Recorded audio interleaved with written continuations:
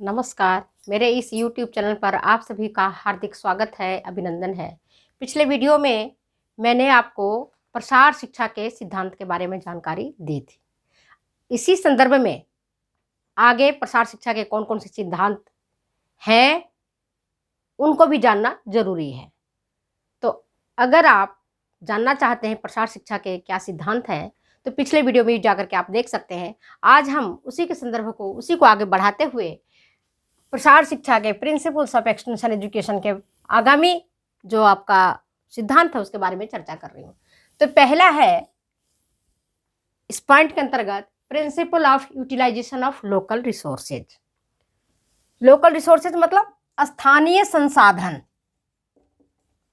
स्थानीय संसाधन, local resources का अर्थ होता है स्थानीय संसाधन, और यूटिलाइजेशन मतलब कैसे उसका उपयोग करें। तो principle of utilisation of local resources का अर्थ हुआ कि जब हम प्रसार कार्यक्रम गांव में चलाने जाते हैं तो वहां के स्थानीय रिसोर्सेज को देखेंगे, संसाधन को देखेंगे कि वहां के लोगों के पास क्या क्या अवेलेबल है, किस चीज की उपलब्धता है, कौन सी चीज उपलब्ध नहीं है। जैसे कि एग्जाम्पल बताऊं, राजस्थान में जो क्षेत्र है आपका जैसलमेर वाला एरिया या आपका बीकानेर का एरिया, ये सूखाग्रस्त क्षेत्र है। अगर यहाँ पर प्रसार कार्यकर्ता ये चाहे कि हम यहाँ मत्स्य पालन करेंगे, यहाँ हम कृषि का कार्य करेंगे, यहाँ तिलहन उगाएंगे, तो शायद नहीं हो पाएगा, क्योंकि स्थानीय रिसोर्सेज नहीं है, पानी की कमी है, जमीन उस तरह का नहीं है कि जहाँ धान की खेती करवा सकते हो आप, जहाँ आप मछली पालन का काम करवा सकते हो। तो सबसे पहले आपको स्थानीय संसाधनों का ध्यान रखना पड़ेगा। यही चीज आप उन जगहों में करवा सकते हैं। राजस्थान के ही दूसरे क्षेत्र है, जैसे आपका भरतपुर वाला एरिया है, जैसे आपका बांसवाड़ा वाला एरिया है, जैसे आपका डूंगरपुर वाला एरिया है। वहां अगर चाहें कि हम धान की खेती करवाएं तो उत्कृष्ट प्रकार के धान के आप खेती कर सकते हैं। इसी प्रकार से मत्स्य पालन का काम कर सकते हैं, जहां पर पानी की सुविधा है, जहां पर तालाब है, वहां ये कार्यक्रम सफल होंगे। बात समझ में आ गई होगी। तो स्थानीय संसाधनों को हमें दिमाग में रखना, मस्तिष्क में रखना नितांत आवश्यक होता है। ऐसा कार्यक्रम नहीं करवाएं जो कि उनको उपलब्ध नहीं है। मान लो जिस समय टमाटर 60 रुपए किलो है या 70 रुपए किलो है, उस समय आप जाएं गृहिणी के पास और ये कहें कि मैं तो आपको टमाटर केचप बनाना सिखा रही हूं। जहां टमाटर सब्जी में डालने के लिए नहीं है, सलाद में खाने के लिए नहीं है, वहां आप कहें कि मैं इस तरह का कार्यक्रम चलाऊंगी, आपका कार्यक्रम फेल, असफल हो जाएगा, क्योंकि स्थानीय है ही नहीं, संसाधन ही नहीं है, रिसोर्सेज ही नहीं है। तो आप कैसे कार्यक्रम चला सकते हैं? तो ये इंपॉर्टेंट चीज है, principle of utilisation of local resources. ठीक है, समझ आ गया बात को। नेक्स्ट दूसरा जो हमारा रिसोर्सेज है वो ये है principle of cooperation from local organisations या लोकल लीडर्स। लोकल लीडर्स की बात मान लो आप, और लोकल ऑर्गेनाइजेशन संगठन, दोनों की चीजों को आपको बात मानना पड़ेगा। Local cooperation from local leaders, cooperation मतलब उनसे आपको सहायता प्राप्त करनी है, सहयोग लेना है। कोऑपरेशन मतलब सहयोग लेना आपको किससे? लोकल लीडर से, स्थानीय नेताओं से, स्थानीय संगठनों से, लोकल ऑर्गेनाइजेशन से। आप जानते हैं गांव में नेताओं की कमी नहीं होती है, हर घर में लगभग एक नेता होता है। लेकिन अगर कार्यक्रम को सफल बनाना है, आप चाहते हैं कि कार्यक्रम हमारा सफल हो, तो आपको ऐसा नेता ढूंढना पड़ेगा, ऐसा नेता चुनना पड़ेगा जिसकी बात गांव वाले मानते हैं, क्योंकि नेता पर ही कार्यक्रम की सफलता और विफलता निर्भर करता है। अगर वहां के नेता चाहेंगे, गांव वाले में जो प्रमुख नेता है, अगर वो चाहेगा कि ये कार्यक्रम हमारे गांव में होनी चाहिए, और जो पावरफुल नेता होगा उसी की बात मानेंगे, आप ये कार्यक्रम में उपस्थित होंगे। लेकिन अगर नेता ढुलपुल है और नेता ने मना कर दिया, तो कार्यकर्ता, चाहे प्रसार कार्यकर्ता कितना भी दम लगा ले, कितना भी सरकारी कार्यक्रम चलाने के लिए कितना भी लालच दे दे, अगर जब तक नेता नहीं चाहेंगे तब तक आपका ये कार्य सफल नहीं होगा, ये मान लीजिए। इसलिए हमें लोकल ऑर्गेनाइजेशन से और लोकल नेताओं से सहयोग लेना चाहिए। तो ये आपका ये सिद्धांत में मेरे ख्याल से आपको समझ में आ गया होगा। नेता की बात वहां की जनता मानती है, और जो प्रभुत्वशाली नेता होते हैं उसकी बात तो जनता मानती ही है। तो एक्सटेंशन वर्कर जो है उनको वहां का जो प्रभावशाली नेता है उसको पकड़ना होता है, ताकि लोग उसकी बात को माने और काम को आगे बढ़ाएं।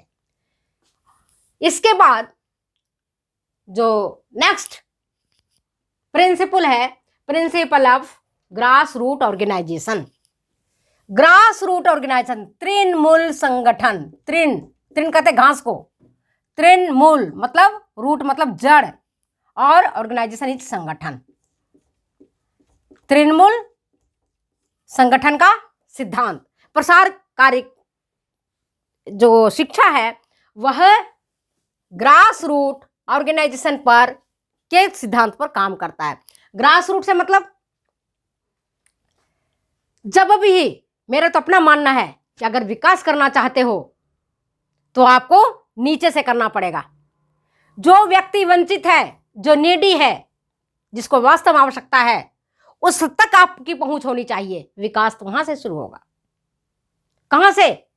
अगर विकास वास्तव में करना चाहते हैं पूरे देश का या गांव का या शहर का, तो जो व्यक्ति अंतिम पंक्ति में खड़ा है, अंतिम पंक्ति से मतलब जो बहुत गरीब है, लाचार है, वंचित है, जरूरतमंद है, उसको आप उठाने का प्रयास करें, उसको आप आजीविका देने का, जीविकोपार्जन की विधि बताने का उनको उनकी जरूरत है, उन्हें उठाने की आवश्यकता है। जो उठे हुए हैं उनको उठाने की जरूरत नहीं है। तो हमारा जो देश इतना बड़ा देश है, जो भारत इतना बड़ा हमारा कंट्री है, उसमें आप देखोगे कि काफी लोग नीडी पीपल हैं। अभी आप कोरोना ने इस बात को बता दिया कि काफी लोग हमारे मजदूर तबके के लोग हैं, किसान तबके के लोग हैं, ऐसे लोग हैं जिनको अगर वो काम नहीं करेंगे तो उनको पेट में रोटी नहीं मिलेगा। और आपने अपनी आंखों से इस चीज को देखा है। तो किसको जरूरत है? वही तो हमारा मेजॉरिटी है, वही तो हमारी मेजॉरिटी है। उस मेजॉरिटी को हमको पकड़ना पड़ेगा और उसको देखना पड़ेगा। जैसे घास को फैलाना है तो देखो घास पूरे मैदान में फैल जाता है, उसी प्रकार से हमें वंचित व्यक्ति को पकड़ना है, मेजॉरिटी को पकड़ना है और उनको सिखाना है। उनके व्यवहार में परिवर्तन लाने के लिए हमें कोशिश करना है। उनको हमें दक्षता देनी है, उनको हमें स्किल देनी है, उनको हमें व्यवहारिक शिक्षा देनी है, ताकि वो कमा करके खा सकें। और जब वो कमा करके खाएंगे, मेहनत करेंगे, तो हमारा देश मजबूत बनेगा, हमारा सफल होगा कार्यक्रम। तो उस कार्यक्रम की सफलता में आपके उन व्यक्तियों को जोड़ना है जो जरूरतमंद है, वंचित है, नीडी है। समझ गए बात को? तो इस बात पर आपको ध्यान देना पड़ेगा।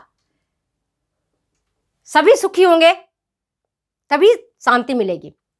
मान लो 2 व्यक्ति के पास पैसे हैं और 2 व्यक्ति के पास या 3 व्यक्ति के पास पैसे नहीं है, तो जिस व्यक्ति के पास पैसा है वो तो सुख और शांति से रह लेगा, लेकिन जिसके पास नहीं है वो अभाव में जिएंगे। और अगर उनकी अभावग्रस्त की संख्या ज्यादा है तो क्या करेंगे? फिर लूटपाट करेंगे, भ्रष्टाचार करेंगे। क्यों करेंगे? क्योंकि जिसके पास ज्यादा पैसा उसे छीनेंगे, वो उनकी मजबूरी है छीनना।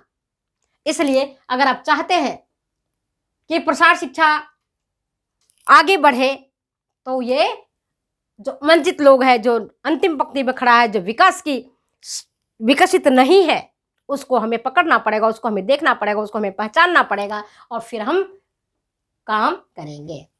तो तृणमूल संगठन आपको समझ में आ गया, बहुत इंपॉर्टेंट है। नेक्स्ट है प्रिंसिपल ऑफ पार्टिसिपेशन। पार्टिसिपेशन मतलब सहभागिता, सहभागिता का सिद्धांत। सहभागिता, पार्टिसिपेशन। प्रसार शिक्षा सहभागिता के सिद्धांत पर काम करता है। सहभागिता कैसे? एक व्यक्ति, जैसे मैंने पहले भी कहा था, पिछले वीडियो में बताया था, अकेला चना भाड़ नहीं फोड़ता। फोड़ता है क्या? नहीं। चाहे उसके पास कितना पैसा क्यों नहीं हो, चाहे उसके पास कितने कुछ क्यों नहीं हो, लेकिन उसको लोगों की मदद की जरूरत होती है। एग्जाम्पल मैं आपको बता दूं, जैसे आप कॉलेज में या स्कूल में कोई फंक्शन करवाते हो, 15 अगस्त में कोई फंक्शन करवाते हो या कल्चरल एक्टिविटीज करवाते हो, तो उसके लिए किसके चाहिए? उसके लिए आपको मंच व्यवस्था चाहिए, आपको वहां पर पार्टिसिपेशन करने के लिए पार्टिसिपेंट्स चाहिए, और निर्णायक भी चाहिए, दर्शक भी चाहिए। लेकिन अगर ये सारी चीजें नहीं होंगी, आप कॉलेज में अरेंज कर लिए, मंच भी आपका तैयार है, आपके पास वाद्य यंत्र भी हैं, आपने सारी व्यवस्थाएं कर ली, लेकिन अगर आपका पार्टिसिपेंट्स नहीं है, आपका दर्शक नहीं है, तो सारा कार्यक्रम सफल नहीं होगा, निष्फल हो जाएगा। यही स्थिति प्रसार कार्यकर्ता पर डिपेंड करता है। प्रसार कार्यकर्ता बहुत कोशिश करता है, बहुत मेहनत करता है, लेकिन अगर लोगों को सहयोग, सहभागिता ना मिले, जिस गांव में वो कार्यक्रम चलाना चाहता है, अगर लोग उसको कोऑपरेट ना करें, उसके कार्यक्रम में भाग नहीं लें, तो प्रसार कार्यकर्ता सिर पटक पटक करके चाहे कितनी जान दे दे, कार्यक्रम कभी सफल हो ही नहीं सकता है। तो जब बिना लोगों के पार्टिसिपेशन के कोई भी कार्यक्रम कराना चाहते हैं तो नहीं होगा। तो प्रसार शिक्षा के सिद्धांत में एक इंपॉर्टेंट होता है प्रिंसिपल ऑफ पार्टिसिपेशन। नेक्स्ट है principle of whole family approach. Whole family approach से मतलब क्या हुआ? होल मतलब संपूर्ण, ठीक है। फैमिली आप जानती हैं, परिवार। अप्रोच मतलब पहुंच, प्रत्येक परिवार के पहुंच के सिद्धांत पर काम करता है।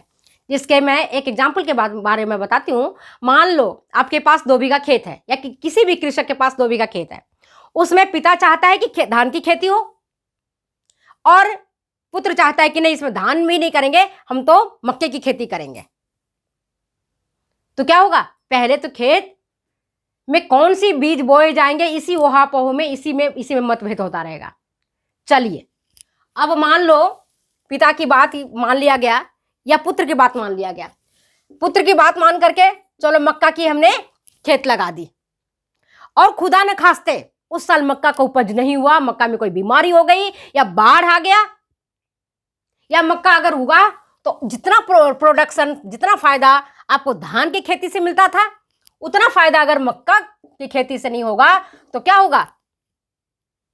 पिता और पुत्र में ये बहस चलती रहेगी कि मैंने मना किया था, फिर तूने मक्का की खेती लगा दी, मैंने मना किया था, तूने मक्के की, देखो घाटे में रहे। तो हमें क्या करना है? प्रसार कार्यकर्ता क्या करता है कि जो भी कार्यक्रम चलाता है वह संपूर्ण परिवार की पहुंच को ध्यान में रखे कार्यक्रम कल चलाता है। इसी तरह के एग्जाम्पल मैं बताती हूं। मान लो गृहिणी बड़े शौक से टमाटर सॉस बनाती है, उसके खेत में बहुत टमाटर आ रहा है, और प्रसार कार्यकर्ता गई और उसको सिखाया कि भाई आप टमाटर सॉस बनाएं और इस चटनी को बना करके रखें, साल भर आपके बच्चे खाएंगे, बड़ा आराम मिलेगा आपको, है ना, और बहुत अच्छा लगेगा। वो गृहिणी सीख भी लेती है, बना भी लेती है, लेकिन अगर उसके परिवार में, उसके जो भी परिवार के सदस्य है, बच्चे हैं उसके, या परिवार के दूसरे सदस्य हैं, या उसका पति है, अगर उसको रिजेक्ट कर दिया, नहीं सॉस पसंद नहीं आया, केचप पसंद नहीं आया, ये प्यूरिटी तुमने डाला स्वाद नहीं आया, तो एक बार तो बना लेगी, किसी तरह से खत्म कर देगी, नेक्स्ट टाइम वो नहीं बनाएगी, भले उसका खेत में टमाटर सड़ गल करके व्यर्थ क्यों नहीं हो जाए। क्यों? कि उसके फैमिली वाले ने उसको एक्सेप्ट नहीं किया है, उसको रिजेक्ट कर दिया है। जब रिजेक्ट कर दिया है परिवार वालों ने, तो सिद्धांत कैसे काम करेगा? ये सिद्धांत काम नहीं करता है। तो आपको समझ में आ गया होगा प्रिंसिपल ऑफ एक्सटेंशन एजुकेशन का होल फैमिली अप्रोच। मतलब कोई भी कार्यक्रम आप कर रहे हो तो संपूर्ण परिवार के पहुंच का अर्थ है कि सभी परिवार के सदस्य उसको एक्सेप्ट करें, स्वीकार करें, एक मत से स्वीकार करें, तब जाकर के हमारा कार्यक्रम सफल होता है, अन्यथा हमारा रिजेक्ट हो जाएगा। एक बार आप कर लोगे, दूसरी बार नहीं कर पाओगे। लेकिन मैंने आपको बताया था कि प्रसार शिक्षा स्लो एंड कंटिन्यूअस इफर्ट्स का कार्यक्रम करता है, कंटिन्यूअस डेवलपमेंट इसमें होना चाहिए। एक बार आपने कर दी, काम खत्म हो गया, दूसरी बार आप करोगे नहीं तो डेवलपमेंट रुक गया ना। कंटिन्यूअस होना चाहिए, कंटिन्यूटी होना चाहिए, निरंतरता होनी चाहिए, निरंतरता नहीं है। नेक्स्ट है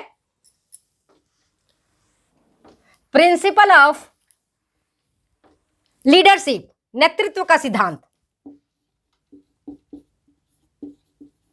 नेतृत्व, अभी मैंने आपको बताया था नेता, नेता जो चाहता है वही होता है गांव में। अगर नेता चाहेगा सड़क बने तो गांव वाले सड़क बनाने के लिए तैयार हो जाएंगे, अन्यथा वो कार्यक्रम आपका रद्द करना पड़ेगा। प्रसार कार्यकर्ता जो भी कार्यक्रम बनाता है, मैंने पहले भी बताई हूं और आज भी बता रही हूं, अभी भी बता रही हूं कि नेता पर डिपेंड करता है। तो जो पावरफुल नेता है उसको प्रसार कार्यकर्ता को ढूंढना पड़ता है कि इस गांव में, अमुक गांव में कौन सा नेता है जिसका गांव में बहुत चलती है, जिसकी बात गांव वाले मानते हैं, उसी को पकड़ता है और फिर अपने कार्यक्रम के डिटेल्स देता है कि हमारे एक कार्यक्रम है, इस कार्यक्रम को हम आपके गांव में चलाना चाहता हूं, इसमें इस कार्यक्रम को चलाने में आपके सहयोग की अपेक्षा होती है, इस कार्यक्रम को चलाने से आपके गांव वाले को इस तरह का फायदा होगा।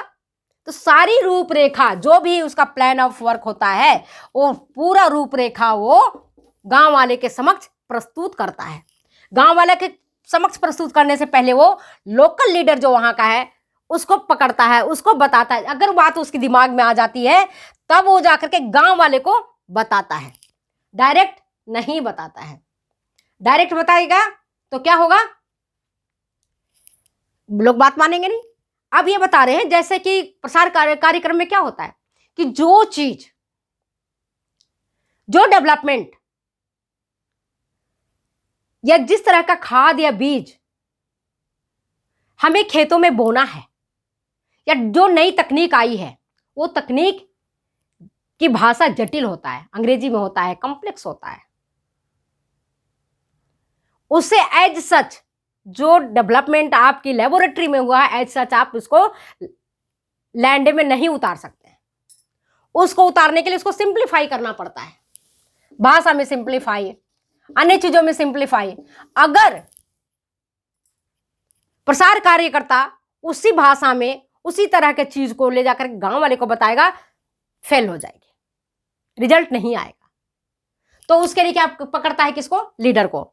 लीडर को पकड़ेगा, वहां से चीज को समझेगा और समझ करके फिर लोगों को बताएगा। तो आप ये देखो, लीडर जब बात को समझ जाता है, लीडर को जब पता चल जाता है कि ये चीजें हैं, हमारे काम की है, हमको और हमारे गांव वाले को इससे फायदा होगा, तभी वो चलाने देता है। अन्यथा चाहे कितना भी इंपॉर्टेंट, कितना भी कीमती, कितना भी महत्वपूर्ण कार्यक्रम हो, उसका सफल होना तय नहीं है। वो कभी सफल हो ही नहीं सकता है बिना नेतृत्व के गुणों के आधार पर। इसलिए उसको, प्रसार कार्यकर्ता को नेता को चुनना जरूरी होता है, नेता की पहचान करना जरूरी होता है। आइडेंटिफाई द लीडर्स को आइडेंटिफाई करना नितांत आवश्यक होता है, तब जाके काम होता है। नेक्स्ट है प्रिंसिपल ऑफ सेटिस्फैक्शन, संतुष्टि का सिद्धांत। जो आप काम कर रहे हो उससे आपको कितनी संतुष्टि मिल रही है, ये तो देखो। अगर आप संतुष्टि आपको नहीं मिलती है, you will not do the work, you will not do the job, क्योंकि संतुष्टि है नहीं, आप क्यों करोगे काम को। संतुष्टि मिला या नहीं मिला, इस बात पर भी देखना पड़ेगा। तो प्रसार कार्यकर्ता क्या करता है, जो भी कार्यक्रम चलाता है उसको वो फीडबैक लेता है और ये देखता है कि कितने लोग उससे संतुष्ट हुए। जैसे गृहिणी मान लो खाना ही बनाती है, उसने जो खाना बनाया या जो उसने डिशेज बनाई, उससे खा करके क्या परिवार के सदस्य संतुष्ट हुए। अगर संतुष्ट हुए तो वो बनाएगी, अन्यथा क्या करेगी, अगले बार तो वो बनाना उस तरह के डिशेज को बंद कर देगी। क्यों, लोग संतुष्ट नहीं है। जब डिससेटिस्फैक्शन, जहां कहीं भी असंतुष्टि का भाव आएगा वहां डेवलपमेंट रुक जाएगा।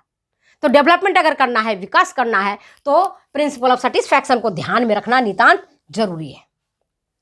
नेक्स्ट है प्रिंसिपल ऑफ डेमोक्रेटिक अप्रोच, प्रजातांत्रिक डेमोक्रेटिक अप्रोच मतलब प्रजातांत्रिक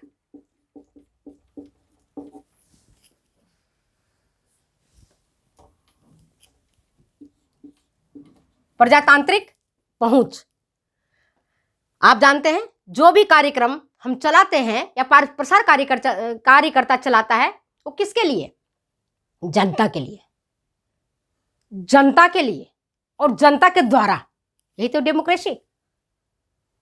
not for I but for all of you, हमारे लिए नहीं है, बाकी आप सबके लिए है। तो सबके लिए क्या है, मतलब सब लोग उसमें साथ देंगे, सबका उससे कल्याण होगा, सबको उससे फायदा होगा, तभी तो। अगर माने प्रसार कार्यकर्ता कह दे नहीं, गांव में आकर के थोपे नहीं जी, इस खेत में तो बस सोयाबीन की खेती होनी चाहिए, बाकी आप मक्का बाजरा फलान डिमका जो करते सब बंद कर दो, होगा क्या? कार्यक्रम सफल होगा? गांव ने डंडे से मार के बाहर निकाल देंगे। आप थोप नहीं सकते किसी पर, अपनी बातों को थोपना नहीं है, आपको सभी के सहयोग से कार्यक्रम को आगे चलाना है। अगर कार्यक्रम को सफल बनाना चाहते हैं, अगर हम कार्यक्रम को चाहते हैं कि सबसे बेहतर हो, विकास चाहते हैं, तो हमें डेमोक्रेटिक अप्रोच रखनी पड़ेगी। डेमोक्रेटिक अप्रोच के बिना प्रसार कार्यक्रम की सफलता नहीं हो सकता है। अगर प्रसार कार्यक्रम को हम सफल बनाना है तो हमें डेमोक्रेटिक अप्रोच अपनाना पड़ेगा। यहां पर हमें ना तो धर्म देखना है ना डेमोक्रेटिक, ना संप्रदाय देखना है, ना हमें जाति देखना है, सबका विकास करना है। सबका विकास होगा, सबका साथ होगा तो सबका विकास होगा, सबका हाथ होगा, सबका साथ होगा, सबका विकास होगा। तो डेमोक्रेटिक अप्रोच अपनाना पड़ेगा, थोपना नहीं पड़ेगा। जो मैंने कह दिया वही है। ऐसा नहीं कि अगर हम सोयाबीन की खेती करें वही सोयाबीन ही लगाना है, तो सोयाबीन की खेती नहीं लगाना है। आप उनको सहयोग करें, उनके जो कार्यक्रम है उनको आप सहयोग करके इसको आगे बढ़ाएं। डेमोक्रेटिक अप्रोच समझ में आ गया। नेक्स्ट है trend specialist, principle of trend specialist, मतलब प्रशिक्षित विशेषज्ञ। स्पेशलिस्ट मतलब विशेषज्ञ, ट्रेंड मतलब प्रशिक्षित, और स्पेशलिस्ट मतलब विशेषज्ञ। समझ के बात को? तो मैं जैसा कि बताई हूं अभी कि जो भी टेक्नोलॉजी आती है, जो भी डेवलपमेंट होता है, वो खेतों में नहीं होता है, लेबोरेटरी में होता है ना, प्रयोगशाला में होता है। तो जब प्रयोगशाला में होगा तो प्रसार कार्यकर्ता इतना सब कुछ नहीं जानता है कि उसको बीमारी के बारे में भी ज्ञान है, उसको खेत के बारे में भी ज्ञान है, उसको कीटनाशक के बारे में ज्ञान है, उसको बच्चे परवरिश के बारे में भी ज्ञान है। तो जितनी प्रकार की समस्याएं हैं, समस्याएं एक नहीं है, अनेकों हैं, और उसको कोई एक गांव में काम नहीं करना पड़ता है, अनेक गांव उसके साथ जुड़े हुए रहते हैं। किसी गांव में कोई समस्या आ गई, जैसे अभी मान लो बरसाती मौसम है तो कभी डेंगू का समस्या आ जाता है, कभी कोरोना का समस्या आ जाता है, कभी कोई और बीमारी आ जाती है। तो उसको सब चीज़ का ज्ञान नहीं होता कि कोरोना में कौन सी दवाई देनी है, डेंगू में क्या करना है, या फसल में कोई सरसों का जो लग गया है, फूल आने लगे, उस समय कोई इंसेक्ट्स आ गया। तो एक व्यक्ति को बहुत सारी चीज़ों का ज्ञान नहीं होता है। तो क्या करता है वो? ट्रेंड स्पेशलिस्ट को लेता है, प्रशिक्षित विशेषज्ञ होता है उसको पकड़ता है, और फिर वो गांव वाले के पास ले जाकर के कार्यक्रम करवाता है और उनकी समस्याओं का समाधान करवाता है। मान लो किसी गांव में डेंगू फैला है और वहां जाकर कहो कि नहीं, मलेरिया के बारे में हम आपको सिखा रहे हैं, कोई आपकी बात को ध्यान से नहीं सुनेगा, क्योंकि वहां की तो मूल समस्या तो डेंगू है। और आप कह रहे हो कि मैं तो कोरोना बताऊंगी, नहीं जी मैं तो मलेरिया बताऊंगी, नहीं जी मैं तो आपको ऐसा कार्यक्रम बताऊंगी जो कि आपके काम की नहीं है, जैसे मूंग की फसल कैसे उगाए जाए, या मैं आपको फ्रूट प्रिजर्वेशन की बात करें, लोग तो तड़प रहे हैं, मलेरिया डेंगू बुखार से मर रहे हैं, और आप वहां जाकर के कह रहे हो मैं तो आपको फ्रूट प्रिजर्वेशन सिखा रही हूं। आपका कार्यक्रम असफल हो जाएगा। तो कौन सी सफल होगा? जो कि ट्रेंड व्यक्ति वहां के हैं, तो उसको ले जाना पड़ेगा, प्रसार कार्यकर्ता को उस कार्यक्रम में, उसको कार्यक्रम आयोजित करना पड़ेगा। और उस ट्रेंड, चाहे वो डॉक्टर हो सकता है, वो वैज्ञानिक हो सकता है, वह शिक्षक हो सकता है, वह नर्स हो सकता है, जो जिस फील्ड से समस्या है उस फील्ड के लोगों को ले जा करके वो अपनी बात कहलवाता है और लोगों को बताता है। समझ गया बात को? Trend specialist. इसके बाद एक है प्रिंसिपल ऑफ इवेल्युएशन, मूल्यांकन का सिद्धांत।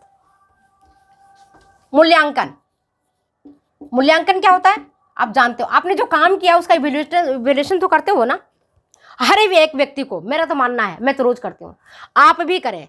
प्रतिदिन आपने जो काम किया उसका इवेल्युएशन देखें कि आज मैंने क्या काम अच्छा किया, क्या काम मैंने बुरा किया, जिसको सेल्फ इवेल्युएशन कहते हैं, स्व मूल्यांकन।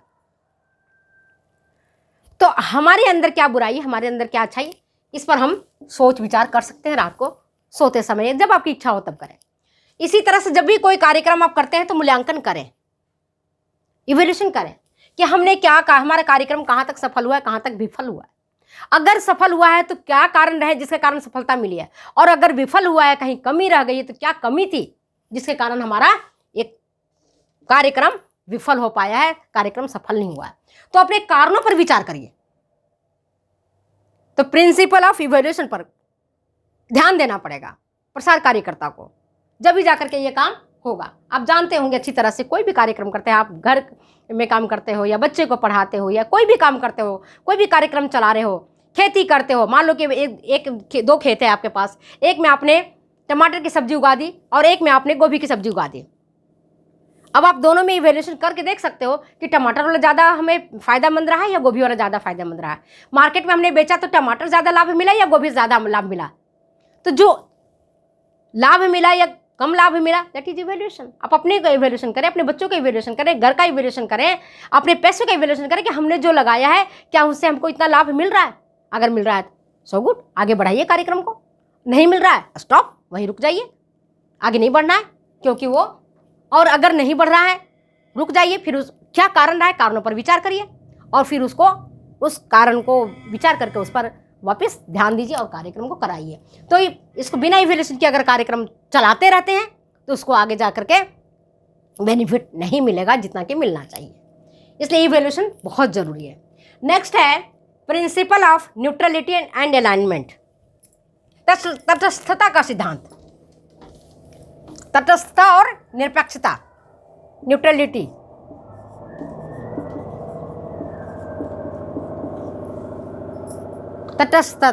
तटस्थता का सिद्धांत। तो अगर आपको ये वीडियो अच्छी लगती है तो प्लीज़ शेयर करें, कमेंट करें, सब्सक्राइब करें। फिर मिलते हैं अगले वीडियो में अगले एपिसोड के साथ। तब तक जाने के दें इजाज़त, बाय।